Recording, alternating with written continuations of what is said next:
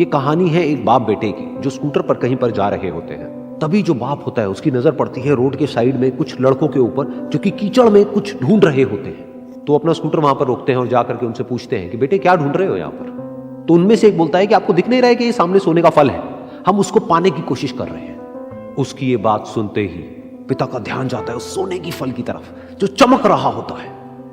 फिर उनके माइंड में कुछ इमेजिनेशंस बनने लग जाती हैं कि काश ये जो फल है ये मेरे बेटे के पास में आ जाए तो ना सिर्फ उसकी बल्कि मेरी भी जिंदगी बदल जाएगी। तो बिना सोचे समझे अपने बेटे को धक्का मार देते हैं उस कीचड़ में और बोलते हैं कि तुझे किसी भी कीमत पर वो फल लेकर के आना है। लेकिन बेटे को वो फल नहीं चाहिए होता है, उसके अपने कुछ और ही सपने होते हैं। वो बहुत कोशिश करता है अपने पिता को ये समझाने की कि मेरी खुशी इस फल में नहीं है, मेरी खुशी कहीं और है, मेरे सपने कुछ और है। लेकिन उसके पिता उसकी एक नहीं सुनते हैं। वो उसको धक्का मारते हैं उस कीचड़ में और बोलते हैं कि मैं तुझसे पूछ नहीं रहा हूं, तुझे बता रहा हूं कि तुझे वो लेकर के आना है। तो वो बेटा भी अपने बाप के सपने को सच करने के लिए अपनी पूरी जान लगा देता है और पूरी कोशिश करता है कि किसी तरीके से उस सोने का फल उसके हाथ में आ जाए। लेकिन जैसे जैसे वो हाथ पैर मारता है उस फल को पकड़ने के लिए, वो और नीचे धंसने लग जाता है और फिर जाकर के उसको समझ आता है कि ये कीचड़ नहीं है, ये दलदल है।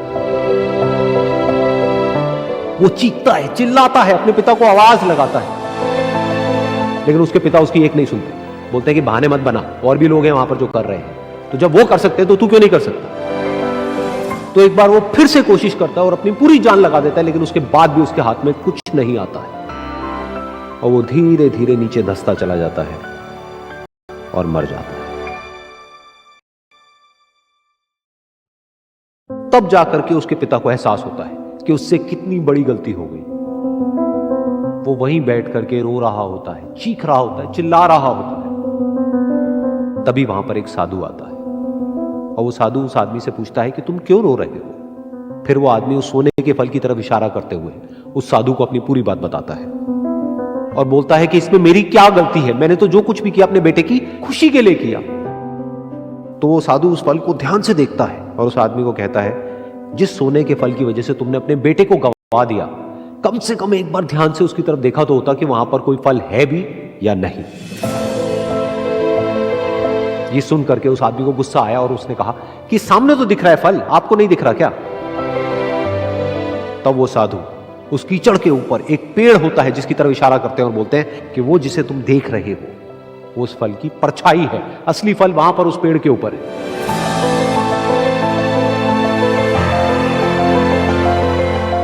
फिर वो साधु उस आदमी को बोला कि अपने बेटे को जबरदस्ती धक्का देने की बजाय और उसको बताने की बजाय कि तेरी खुशी किसमें है, अगर तुमने उससे पूछा होता कि बेटा तू बता तू क्या करना चाहता है और तेरी खुशी किसमें है, तो ना सिर्फ तुम्हारा बेटा जिंदा होता बल्कि हो सकता है कि उसके हाथ में वो असली